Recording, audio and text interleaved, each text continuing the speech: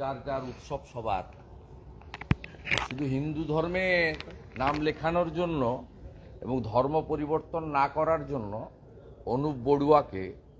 তার ছাত্ররা হিন্দু হওয়ার জন্যই তাকে যেভাবে শারীরিক নিগ্রহ করে, বল প্রয়োগ করে, পদত্যাগ করে স্কুল থেকে বের করে দিচ্ছে, সেটা পোস্ট করেছি জানানোর জন্য যে এখানে যদি মুখোশ মমতাজুল্লাহ ফিরাদ,